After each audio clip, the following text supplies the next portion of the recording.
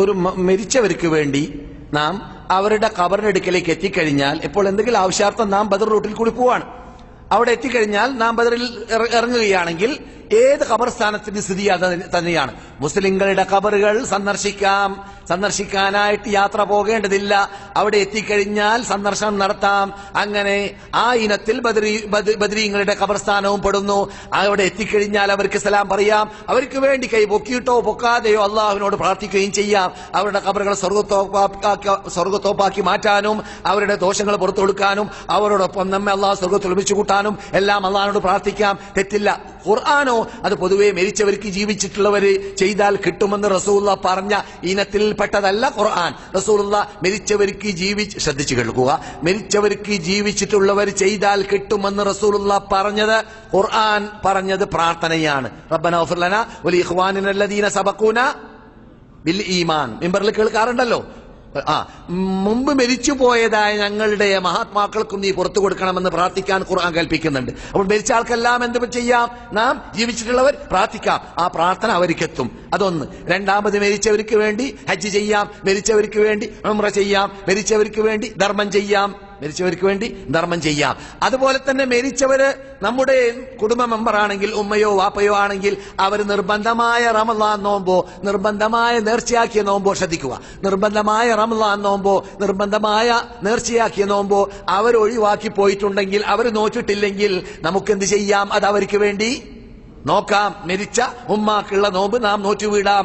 ഒരു 30 ദിവസത്തെ നോമ്പ് ഉമ്മ നോക്കാൻ ബാക്കിയുണ്ടെങ്കിൽ, ഒരു 10 കുട്ടികളുണ്ടെങ്കിൽ 10 കുട്ടികൾ ഓഹരി വെക്കാം. മൂന്ന് നോമ്പ് ഓരോ വ്യക്തി നോക്കാം ഉമ്മാക്ക് വേണ്ടി. അത് എത്തുമെന്ന് റസൂലുള്ളാഹി സ്വല്ലല്ലാഹു അലൈഹി വസല്ലം പഠിപ്പിച്ച ശൈലിയിൽപ്പെട്ടതാണ്. മനസ്സിലായില്ലേ? ഇതല്ലാതെ മരിച്ചവർക്ക് വേണ്ടി ധർമ്മം കേട്ടു, പ്രാർത്ഥന കേട്ടു, ഹജ്ജ് കേട്ടു, ഉംറ കേട്ടു, നോമ്പ് ഈ രൂപത്തിലുള്ളതും കേട്ടു. ഇതല്ലാതെ വേറെ ഒരു സൽക്കർമ്മങ്ങളും മരിച്ചവർക്ക് വേണ്ടി ജീവിച്ചിട്ടുള്ളവർ ചെയ്താൽ കിട്ടുമെന്ന് സഹീഹായ ഹദീസിലില്ല. പറയുന്നവർ പറയുന്നത് ഗവേഷണത്തിലൂടെയാണ്. ഗവേഷണം എന്താണ്? നോമ്പ് കിട്ടുമെങ്കിൽ ഖുർആൻ ഓതിയാൽ കിട്ടേണ്ടതല്ലേ എന്നുള്ളതാണ്.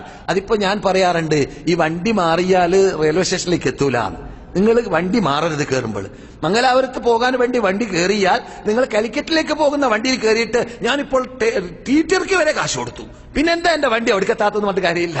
കാശ് ആര് കൊടുത്താലും എത്തൂല അവിടേക്ക്, നീ കയറിയ വണ്ടി മാറിയത് കൊണ്ട്. മനസ്സിലല്ലേ? അതുകൊണ്ട് വണ്ടി മാറരുത്. വണ്ടി റസൂലുള്ളാഹി നമുക്ക് ഇവിടെ വരഞ്ഞിരിക്കുകയാണ്. റസൂലുള്ളാഹി സ്വല്ലല്ലാഹു അലൈഹി വസല്ലം പറഞ്ഞ രൂപത്തിലല്ലാതെ, ഞാൻ ഇപ്പൊ എന്റെ ഉമ്മയും വാപ്പയും ചെറുപ്പത്തിലേ മരിച്ചതാണ്. ഞാൻ ഈ സൗദി അറേബ്യയിലേക്ക് വന്നിട്ട് 41ഓളം വർഷമാവാൻ പോവാണ്. ഇപ്പോൾ ഞാൻ വരുന്നതിന് മുമ്പ് തന്നെ എന്റെ വാപ്പയും മരിച്ചിട്ടുണ്ട്, എന്റെ ഉമ്മയും മരിച്ചിട്ടുണ്ട്.